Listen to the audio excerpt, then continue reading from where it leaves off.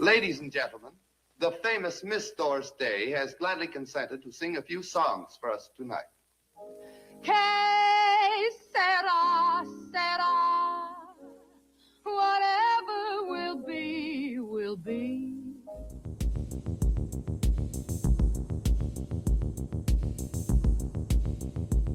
Hey guys, I'm Kevin. And I'm Jake. And this is Movie Matters. Today we're talking about The Man Who Knew Too Much. From 1956, it's a remake of a Hitchcock movie, remade by Hitchcock. Yeah.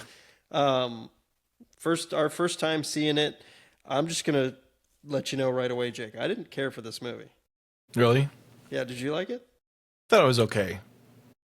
I mean, there's elements of it that I liked. Yeah, overall though, it's I don't know, there's a couple things, if it had been done differently, I would have thought it was like a really, really good movie. But yeah, we'll get into that.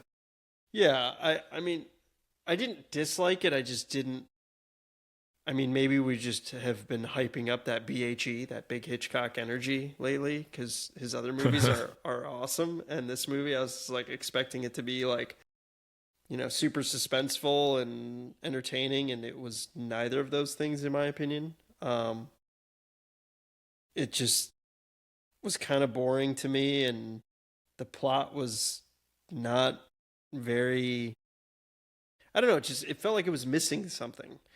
I feel like this movie could be remade again, as funny as that sounds, but like make it badass and make, you know, the father or James Stewart's character, make him kind of more of badass, or like a Harrison Ford type, you know. Yeah. You took my son, you know, that type of thing where. Well, yeah, it's funny because like after him.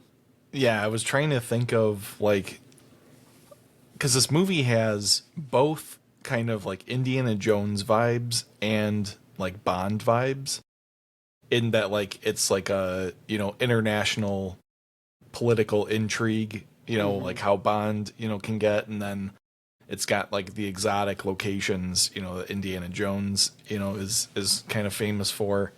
But it doesn't carry like the best elements of either of those, you know, franchises. It's just kind of like, I mean, this is way before either of them. Yeah. So like, you know, you know, obviously like they were not trying to copy those, either of those, characters, but like, yeah, like you said, it's just missing something. I think the big thing that it's missing is the action and like, you know, whipping some ass, you know. Yeah.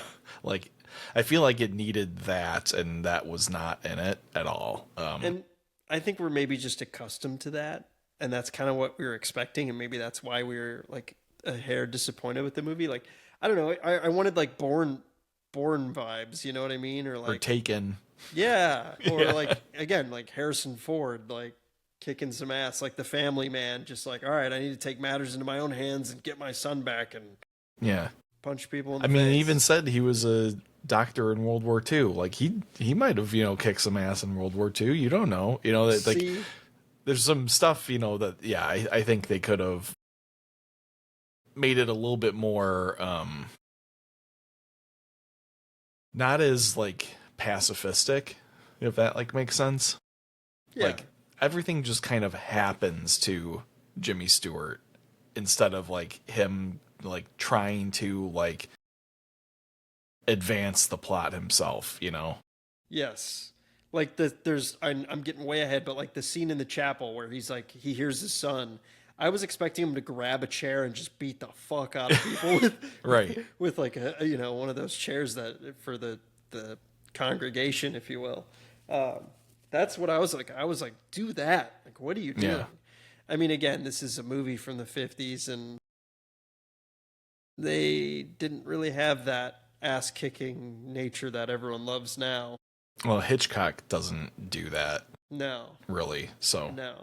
even in North by Northwest. Yeah, he's like the everyman, if you will. Yeah, he's not like you know, he doesn't pick fights, you know, fist fights with anybody or, you know, anything like that. Everything's kind of Good a point. little bit more like one step removed, from like actually engaging anyone in like some kind of, action. So Yeah, agreed. So what's funny is, you've never seen the original, right? no, nope. Yeah, neither have I. It's got a worse rating on IMDb, so it's like a 6.7, and this version's a 7.4. And I was like, and that one's actually streaming on Prime. I will tell you though, I mean, I streamed it on Prime and I rented it, and it was in 4K. It looked excellent. Yeah, My it did. God, it looked so good. I was super impressed with how it was. And Robert Burks, frequent cinematographer, does the cinematography. I think he did a great job with it. Like that's a highlight of the movie. I think the acting is pretty good. I think the set design's really good. It won an Oscar for the best original music, best original song for Que Sera Sera, which is whatever will be. And that was by Jay Livingston and Ray Evans, performed by Doris Day. I thought she was awesome in it. Like, I thought the little kid was excellent. Like, I thought he was so good. Yeah.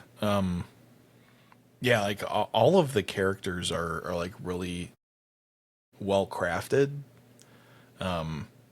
Even the Frenchman, that gets stabbed. Yeah. He's a really cool character. The husband and wife, that end up being the bad guys are really cool characters. Yeah, like, I don't know. There's a lot that this movie does have going for it. Like even like the general plot is a good plot. But it's just like the way it was executed at certain parts, I think, was not as good as it could have been. Yeah, I mean, like, it was almost a little confusing, and it was more, and again, maybe it's just a product of its time. It was like more telling rather than showing. Yeah. In a lot of sequences, that kind of bothered me, where it's like Jimmy Stewart just all of a sudden is like, oh, it was the Frenchman was looking for the couple, the Draytons, and it's them. They're the bad guys. It's like, I don't know. Just there was like certain things where it was he kind of like to jumped move the to plot. certain conclusions, and there's not like a whole lot of evidence. Like Exactly. you could kind of infer that like it was them, but like they should have shown like a scene where like it's obvious that it's them. Yes. Like Agreed. and then Jimmy Stewart like pieces it together, or whatever, right? Like, because like the audience has to be kept in the loop, when you're in that kind of respect. I know other times you want to keep the audience in the dark in a suspense movie, but like when the main character's figuring it out, you should be able to figure it out with him, Mm-hmm. Yeah, exactly. It's just literally like he just says it, and you're like, oh, okay, cool. Yeah. And it's like the reason they kidnap him is just because he now knows too much. Like they kidnap his son, and it's like, I don't know. There was a lot of loose threads, if you will.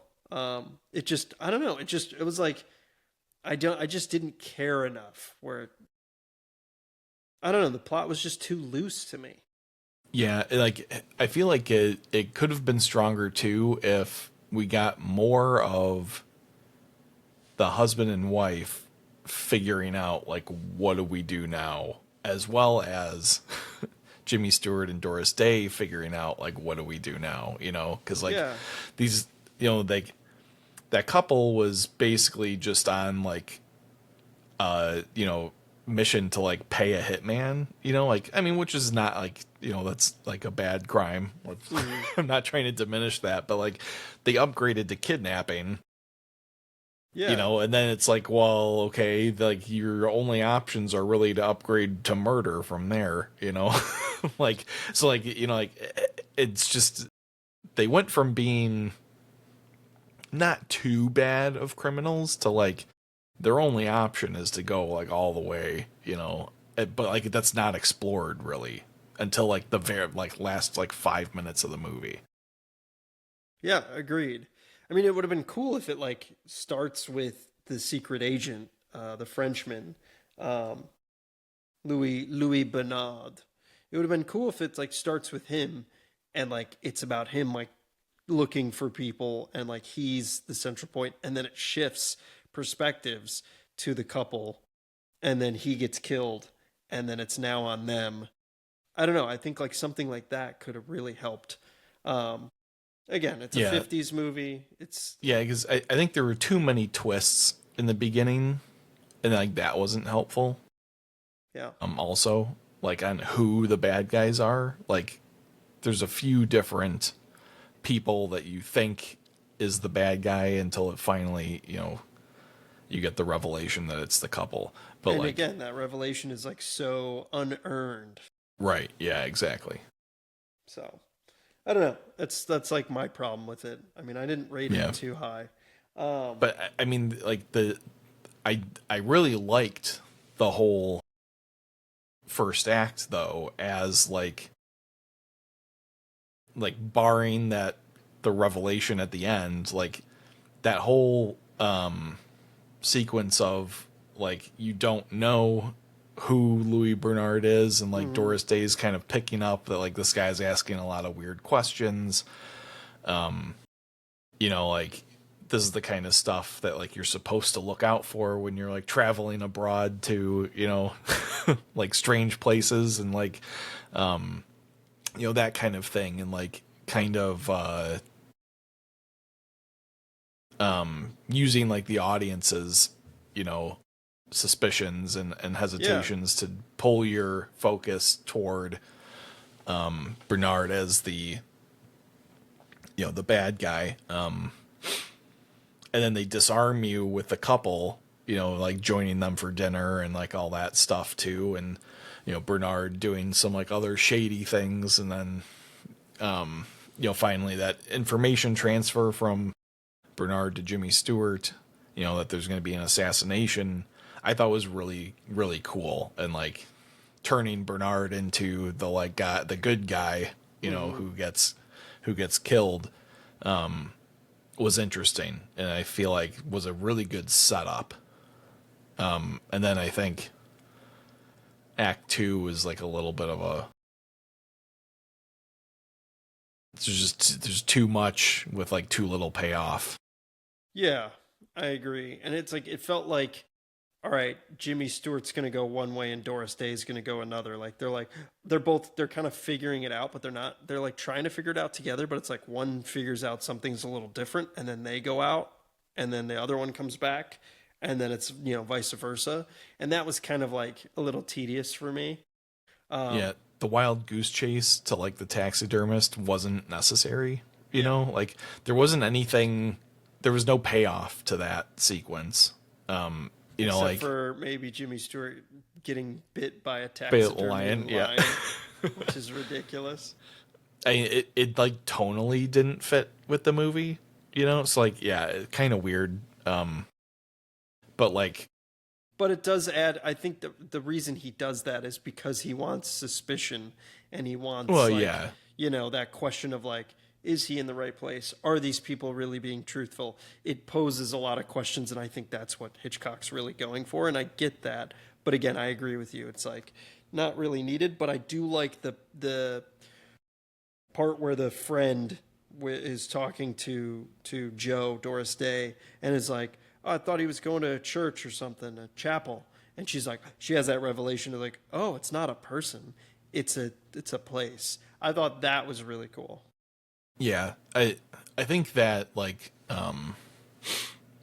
that element of like driving suspicion could have also been done just within the confines of the church too, like if they were poking around, asking like congregants, questions about things, and like everybody's just like, I don't know like what you're talking about, like leave me alone, until the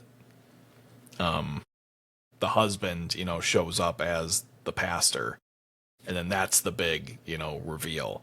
I think could have been another way to do that in like a more interesting and have a better payoff, kind of way. Yeah, and it's like they get into this chapel, this church, and they're like just kind of like investigating, and they see, the husband and wife, the Draytons, and they're just like kind of just chilling. And then the Draytons realize that they're there, and they don't really do anything, and it just felt a little anticlimactic. Like, I don't know, the suspense there was the suspense wasn't there for me with those scenes. I'm just like, what are these people doing? I mean, maybe it's a realistic reaction and sequence, but for the master of suspense, I wanted more. Yeah, like I'm gonna say again that like it's just too like pacifist. Yeah. Like they just kind of stare each other down. Yeah. And he's like, "Hey, are you up there, son?" And like here's the kid yell. He's like, "That's my boy up there," and then like he waits like 5 minutes, then tries to run up the stairs when there's like 6 dudes that like come and stop him out of nowhere. Yeah. It's like okay, like I feel like you could have done something more, Did those guys that come and get him did they even show up in the rest of the movie? I don't think so. Yeah. I just realized that now. I'm just like, my wife thought that one of them was the police officer from Marrakesh, but I don't think that's correct. That would be very strange. And would not have been addressed at all if that was the case. So I don't think it is. But and like the sequence where he's like, Joe, go and call, Buchanan, the Interpol guy, and she's like calling, and he's like, that's like, that reminds me of the scene from it's an out of left field reference kind of, but like the scene from Knocked Up when he's like calling the doctor because she's about to have a baby, and he's in a bat mitzvah in like Aruba or something, and he's like, why the fuck are you at a bat mitzvah right now? Like, that's, as again, out of left field as that reference is. It's just like, she's calling, and she's like looking for Buchanan, and the dude's like, he ain't here. Like, he's going to the Albert Hall. And like, that's also interesting because it like leads them to the next place organically, but it's so coincidental.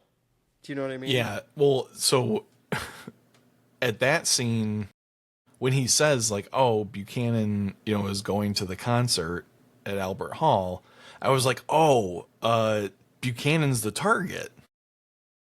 Because like that would be a good payoff. And then it's like, "Oh no, the Prime Minister's there." It's like, well, why is Buchanan there? Yeah, exactly. Like, I mean, by happenstance, but is it like, because he's there because the Prime Minister's there? Is that what we're supposed to infer? It's like, I guess, but like all of Interpol needs to go there. I think it would have been like more interesting to have them try and assassinate the head of like the London branch of Interpol because of some reason, rather and than that like, could have connected to Louis Bernard. Right. Yeah. Like there's your like political intrigue, like wrapped up and like, it even have the Prime Minister there, but the Prime Minister is like a red herring, Yeah. I mean, like that would be more interesting to me. This movie's called The Man Who Knew Too Much. Does he really know that much? Not really. Exactly. I was like waiting for him to be like, what does he know? Yeah. So, I don't know. But I mean, I do think the concert scene is pretty great. Excellent. So well done. Yeah. I was reading that the from the point that the music starts until Doris Day screams, it's 12 minutes long and there's no dialogue. Yeah. Which is crazy. And there's like the editing is awesome. Yeah, it's so good. It's so well done. Again, this movie is not without really great merits and sequences. There's some great parts, but like some parts that are just like really like the pushing, like people get, he pushes the dude down the stairs. Yeah. It's Drayton, right? That he pushes down the stairs? Yeah. Yeah, the husband. He pushes him down the stairs, and like that sequence is a little goofy. And he's like, "Oh my god, he's dead!" Yeah. Like that. That was a little far fetched for me, and kind of just really comical. I rewound Yeah. it. Well, And watched it again. Yeah, and the biggest thing I think that bugged me was the ending. Like, I didn't mind how we got to the embassy. I didn't mind Doris Day singing the song to like cue their son, to start calling for help or whatever, like I thought that was like cool, like a cool idea. Yeah. But Jimmy Stewart saves his son. Mrs. Drayton, has a change of heart, lets him go. Which was interesting. Which, I mean, they kind of set that up. It was a little bit of a payoff, where she was kind of the one that was a little bit more on the fence about the whole kidnapping thing, from what we did get to see of them outside of Marrakesh. But, yeah, then it just like, there's the like hostage, situation where Mr. Drayton, is like keeping the gun on them while they're walking through the embassy, and it just abruptly ends. Like Jimmy Stewart does like a judo chop. He falls down the stairs and is presumably dead or something. He's dead. And then they just like link arms and walk out of the embassy, and it's like end of the movie. Like, Well, and then they go back to their house and they're like, "Well, thanks for waiting, guys." Those people are just chilling at their house, and everybody then has a little chuckle. And... Yeah, I feel like that's kind of how a lot of Hitchcock movies are. That I've realized, especially watching them as much as we are now, is I've noticed that there's no end credits. I think that's just an old movie thing. It's the credits in the beginning are the credits for the movie. And then I'm always like, all right, this movie's 2 hours. It's literally going to be 2 hours. Like, I have to watch all of this. Yeah. Versus a lot of movies, I mean, call me a... There's like 10 minutes of credits at the end. No one sits through credits for the most part. Kudos to you if you do. That's also a respectful thing to do. But, yeah, this movie just, a lot of our Hitchcock movies just like end like that. They just end so abruptly right after the climactic moment. And it's like, all right, we're good. Yeah. I feel like he does it better in like other movies. Like, we're not going to watch it this month, but like The Birds has a similar kind of ending where, you're like in this big, kerfuffle with all the birds, and then like they all just stop, and then like they walk out of the house, and it's like a pretty long sequence of them just kind of walking past a bunch of birds that are just like staring at them, and then they just get in the car and drive off in the distance. But for like a basically horror movie, like that's kind of a great ending. Because like you don't know if, so long. Like, I mean, because it's kind of like you don't know if it's over or not, like. Yeah. But like in this movie, like I kind of wish that they had reversed saving the son and the concert sequence, because like I think it would have been more interesting for Jimmy Stewart to have saved his family, but then felt like some kind of like moral responsibility to go stop the assassination, and like he does it, That I think would have been a more interesting ending than I could see that. I agree. Where it did actually end. Yeah. Because then like he's not just an unwilling participant in this thing. He becomes the hero and like does it and saves the day. I like that. I'm on board. I've got some trivia. There's not a ton of trivia on this movie, but I mentioned I was going to see the Spielberg Disclosure Day movie. Yeah. I saw it. Good. No, not good. It was horrible. Really? Oh, yeah, man. It was so bad. Yeah, I hated it. And there's the reason you mentioned The Birds that made me think of it, because I mentioned in the last episode that I was going to see it. It is horrible. Horrible. Like Surprising. I kept turning to my wife and being like, this is terrible. And I don't like it. Yeah, you'll have to watch it, but We're gonna have to go through his filmography and find his last good movie, I think. yeah, Is it Saving Private Ryan? No, because Minority Report's after that. Oh, it is after that, yeah. And Munich is really good. I've never And that's seen after Munich. that. Oh, Munich's cool. I've never seen Minority Report either.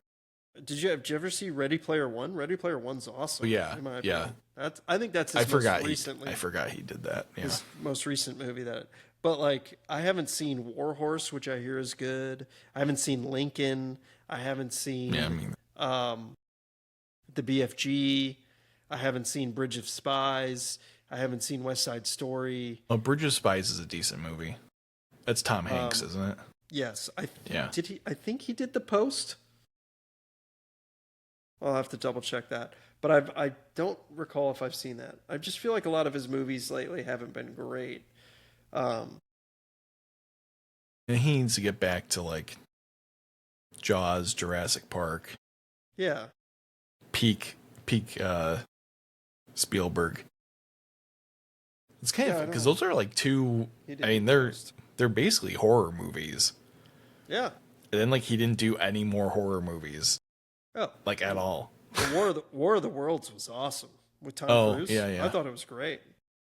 Yeah, he should do another horror movie. I think he said he wanted to. But yeah, we should go through his filmography when we do director's month we want to do where it's first, the first watch for very influential filmmakers like Scorsese, and Spielberg, and I forget who else we have on there. We should go through his filmography. We should do that when we do that month and go through the filmography and kind of rate our favorites. Mm-hmm. But I saw The Fablemans, didn't like that. Oh, The Adventures of Tintin, actually awesome. Did you ever see that? No, it's like a little British kid, right? Yes. The Terminal, I like that. Catch Me If You Can is great. Oh, Catch Me If You Can is really good. Yeah, so I forgot he did that too. I think he's one of those guys where like he has way more movies than like I think he does. Yeah, they're all in the 7s, except for Kingdom of the Crystal Skull. And War of the Worlds is not in the 7s. I don't think Kingdom of the Crystal Skull deserves as much of the hate as it gets. 100% agreed with you. There's some goofy It's not parts. perfect, but hey, it's fun. Yeah. All right, let's get back to Hitchcock. I knew we were going to go on a little bit of a tangent just because like honestly for this movie, The Man Who Knew Too Much, I took 0 notes cuz I was just like I don't even know. You really didn't like it then. Yeah, I took 0 notes. Well, sometimes, to be fair, sometimes I like if I just want to sit and enjoy. Like, I like taking notes because then I like that helps me organize my trivia notes when I do my research. That's why I like taking notes. But like sometimes I do like just watching the movie. Yeah. And this was neither of those. But I just didn't feel like taking, like I literally wrote the title and had it on my phone and I was just like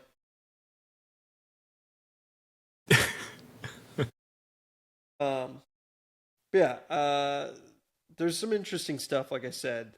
So Hitchcock, so the reason Hitchcock wanted to remake this film is because he thought the first one, the one from 34 was made by a talented amateur, and the second was made by a professional. So, however, Hitchcock prefers his 1934 version versus the new one because it's not so polished. Yeah. So very interesting. Yeah. And the movie was a decent hit. It was originally to be produced by Paramount Pictures and Patron, a company to be jointly owned by James Stewart, Doris Day, and Hitchcock. They were going to produce it. But when the movie finally went into production, it was made with Phil Witt Productions, which was co-owned by Hitchcock and James Stewart. They kept Doris Day out, and apparently, from what I was reading, is Doris Day was not included because, and it's not really publicly disclosed, but the theory is that her husband and manager, Martin Melcher, was a man who was so shady and basically stole from Doris Day all her proceeds, and they didn't want to do the deal because they knew he'd be involved. Is what I read. So that was pretty interesting. Wasn't there another case like that? That we similar thing where somebody's husband was a scumbag and messed up a deal. Yes. It was like a 50s movie too. Yeah. That we just did. May have been witness for the prosecution or something. Yeah, I think you're right. I don't know. People go back and listen it was the who's the actress in that? It was her husband, I think, right? That was also her manager type of thing. I think it was something along those lines. Yeah. Yeah, go back and listen to that episode because we talked about it. Yeah. Now, what do you think of the song? Que Sera Sera. Have you heard that song before? So yeah, I've heard it. I thought that was a classic French song from the 1800s or something. Yeah. So when I was reading, the Wikipedia on this movie, I was like, how did they win a Grammy? Or not a Grammy, an Oscar for Best Original Song for that? And I was like, oh shit, those dudes wrote it? It's jeez. Yeah. I was all right, then I'm the idiot. I had no idea it came from this movie. Because No, I had known about this song, but I know the Wax Taylor version, which is kind of a cool remix. And it has some lyrics lyrics. It has some dialogue from this movie, and I was like, oh, it was interesting. And the song's catchy. My wife said it's annoying as shit, but not verbatim. She didn't say that, but she's it was stuck in her head yesterday, and she was like, I can't stand it. But Doris Day does a great job singing it, and the scene where she's getting ready to go out to dinner with her and her son Hank, and they're both singing is awesome. I love that sequence, and she initially refused to record this song, basically saying it's a children's song, and it obviously went on to win the Academy Award, and it became the biggest hit of her recording career and signature song. And she sang the song in other movies and used it for her show. So pretty interesting that it became such a big hit. Yeah. It's like the original Ghostbusters. Yeah, definitely. Yeah, and then so I also read that this was considered one of the 5 lost Hitchcocks, which included Rear Window, Rope, The Trouble with Harry, and Vertigo, because they were unavailable for 30 years, which I had no idea. Wow. And the rights were bought back by Hitchcock and left as part of his legacy to his daughter, Pat. The 5 movies were re-released in theaters around 1984, and then this movie was revived again in 2018 in movie archive circuits. And pretty interesting. I had no idea. Maybe I wild. did. Maybe that's when they released all those. Because I was always looking at, and I still for the most part look at Blu-ray.com and when things are coming out and stuff like that. And I think I may have remembered it being announced that hey, Hitchcock movies are coming to DVD for the first time or Blu-ray for the first time. Yeah. And yeah, pretty interesting. I had no idea. It's funny because Rear Window and Vertigo are a couple of his most best known movies too. So for those to not be available for that long is kind of wild. We need to watch Vertigo, and I want to watch Rope. I've not seen either of those. I don't know Yeah, about The Trouble me with either. Harry. Now, Vertigo is one of my mom's favorite Hitchcock Oh, movies, if nice. not her favorite Hitchcock movie. Nice. Trouble with Harry's got a decent rating, 7.0 on IMDb. It's pretty good. Yeah, there's. What do you think? I thought this was an interesting fact. So we know we've watched some of his other movies. He likes using rear projection a lot. Yeah. And the scenes specifically in Marrakesh, there's a lot of rear projection. It's huge rear projection that he uses. And it's, this is more than the average Hitchcock film. He used a lot of rear projection. His daughter, Pat Hitchcock, once said that Hitchcock, Alfred Hitchcock, hated on-location shooting for his movies, much preferring to work inside a studio. He felt more in control on a soundstage because if filming on location, there's too many distractions, variables, crowds of people, stuff like that, which I get. But it's also like, I don't know, I feel like him being a perfectionist would not want to have rear projection. Yeah, I feel like, it's one of those things where, like, I don't know if you've seen, like, there's, like, posts going around of, like, the old, like, Super Nintendo games and, like, how they look now in 4K versus how they looked on an old school TV.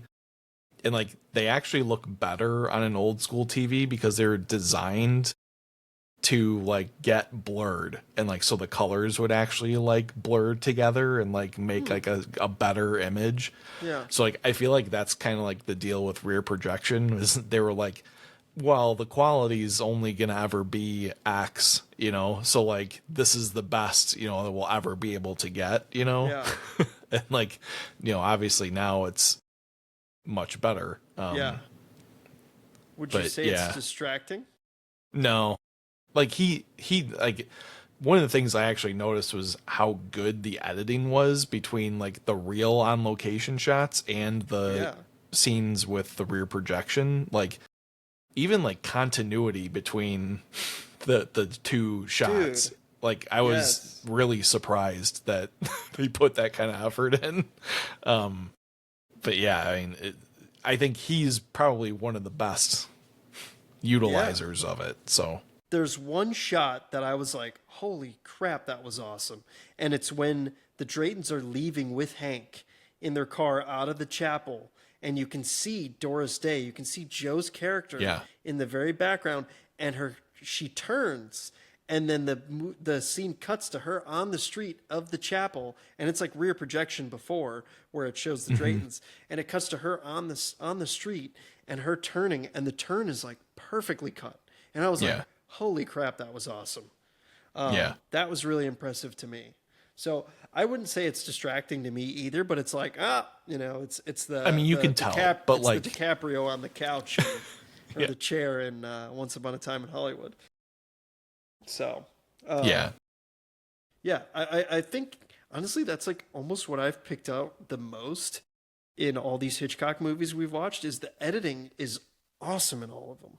Yeah. Like, there's not really any bad editing, in my opinion. Maybe, well, I think the only bad editing part is when Mr. Drayton falls down the stairs. I didn't like how that was cut together, but I get it. Now, did you find or see Hitchcock's cameo in this? No, I missed it. I missed it too. It's the Moroccan marketplace with the crowd watching the acrobats. He's got his back to the camera, and that's apparently where he's just standing in the crowd. He's in the crowd. So I see. Like that's a little bit cheating. I feel like he has to show his face for it to really count. Yeah. So, but I mean, I figured that like like we talked about with Psycho and one of the other ones, I can't remember which one it was, where he said he wanted his cameo to be in like the first like 5 minutes so people would stop looking for him, you know? That was Psycho. I kind of figured this would be the similar, you know? Because, like, I mean, Psycho was only a few years after this was released. Yep. So I feel like he was probably on to that trend of people not really paying attention and, you know, trying to find him, you know, instead. Yeah, I would agree. I also read that throughout filming, Doris Day would get concerned because Hitchcock paid more attention to the camera setups, lighting, and technical matters than he did her performance. And she was like, I think he's not liking my performance. And so she confronted him, and he's just like, this is a quote. His reply was, "My dear Miss Day, if you weren't giving me what I wanted, then I would have to direct you," which is awesome. And that's very similar to what we talked about in North by Northwest with Martin Landau and his character. He's like, why is Hitchcock talking to these other actors and not me? And he's just like, well, if I was talking to you, that's a bad thing. I'd be having to direct you and telling you how to do your job. I trust you to do your job, which is cool. I think I like that, but I also like when directors are very hands-on. It's like, hey, I'm going to help you with anything you need and pull things out of you that I need. I feel like Hitchcock was probably more of like the project manager director rather than, you know, like a micromanager director, where he's like, you know, as long as this thing's moving, like, I'm not going to go over there and like mess it up, you know. I'm going to focus on all the problems and, you know, get them done, you know. Yeah. I think he just had a lot of faith in his actors because he hired a lot of the best people and was very specific. I mean, he was such a perfectionist that BHE, he wanted the right person for the job for everything, and he would focus on his perfectionism of like making sure it was crafted. And I like that. I think that's really cool. I also read in the trivia, this is like the spoilers portion, it's never explained in the movie who the Draytons and the rest of the conspirators actually are, whether they're part of a larger organization or their motive is in wanting to assassinate the prime minister. That's like a plot hole. And again, why I was like so kind of it's the ambassador is the one that's orchestrating it. Yeah, but why? I thought it was because then he could become prime minister. Like, that's kind of what I assumed. Okay. But no, it's never explicitly said. So, yeah. I mean, but like, I don't know, that's kind of a MacGuffin-y kind of thing. True. Very true. Very true. I feel like this movie doesn't have quite as good of a MacGuffin as the others that we've watched either. Would you say that is the note, in a sense, that he writes down, or like the information that he's given is the MacGuffin? Kind of, yeah. I would say so. Yeah. Except it's almost too central to the plot. You know? Like, yeah. It's almost like Hank is the MacGuffin, but also kind of not. I don't know. I was thinking the same thing. All right, well, hopefully next week we enjoy, or at least I enjoy, the movie The Lady Vanishes. It's older, it's from the 30s, and it's only an hour and a half, so it's not 2 hours like this movie and drags. It's got a 7.7 rating, so hopefully it's good. I've heard it's really good. So get back onto the OG whodunit murder Hitchcock train. Sweet. I'm pretty sure it's another murder mystery type thing, but it involves a train, pun intended. Oh, it does? Okay, cool. Yeah, that's funny. That's what it says in the description I'm looking at right now. So that's nice. Really funny you said that. Jake just does things where it like connects so well. I don't know how you do it, Jake. There's too many synchronicities associated with this podcast. Pretty interesting. And on that note, I think it's time to end. All right. All right, guys. We'll see you next week for the last Hitchcock movie of the month, The Lady Vanishes. Thank you guys for listening, for watching. Like, subscribe, and we'll catch you next week. Yep. See ya.